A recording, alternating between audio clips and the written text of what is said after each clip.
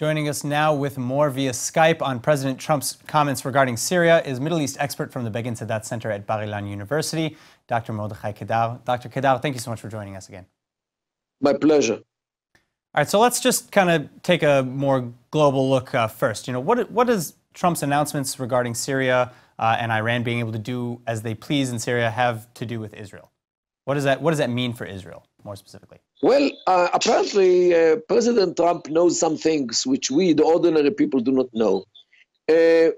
Apparently he knows that the Iranian regime is on the verge of the collapse. And there is a sign. Today, the newscast was about the Minister of Health in Iran who resigned because he doesn't have any resources to provide normal medical care for his citizens. So he resigned. It means that the health system in Iran is collapsing. And apparently, President Trump knows about the situation. So for him, Iran can take Syria, but it won't do anything because in a couple of weeks maybe, or maybe some months, Iran will be totally collapsed. So this apparently what I hear from what he said.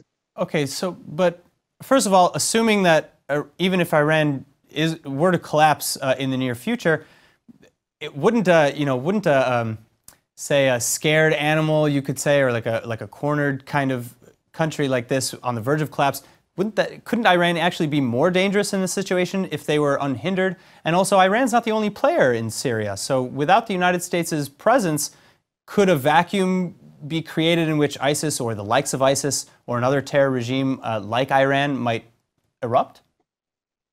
Well, these are two different questions. One question about Iran, I think that if things come really to a collapse, the Ayatollahs will run away in order to save, everyone will want to save himself.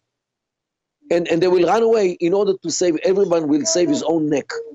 And this is what's going to be there in Iran. This is one thing. And that's why we are not afraid of Iran behaves in an unexpected way, only because it is on the verge of the collapse. What will happen is that Iran will, I think, the regime will run away, and a new power can come up, maybe from people who live today in exile. This is what I think will be in Iran. What is Israel's response and really the region's response to this announcement within the security agencies and really within the governments themselves? Well, I think that these things will be set between the bureaus of Netanyahu and Trump. This is nothing which you deal with in the media. I see. Okay, so you don't think that there's any sort of situation, you don't think that this is indicative at all that perhaps Israel is being abandoned to a larger degree than what the rhetoric in the United States would suggest? Because the United States has suggested that Israel's security is paramount, but leaving and pulling out and allowing Iran to do what they please, that doesn't sound like those two things make sense together. Look, they in the last weeks they are actually taking their soldiers out of Syria, and this is what apparently what Trump knows. So if Iran pulls out from Syria, why should he be in Syria? And this might be also the reason why he decided to withdraw from Syria.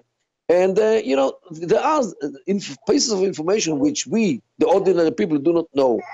And this is why I think I trust Trump in this point totally. He might know many things which we do not and make his decisions and announcements upon those parts of information. All right. Dr. Kedar, thank you so much, as always, for being with us. Thank you so much.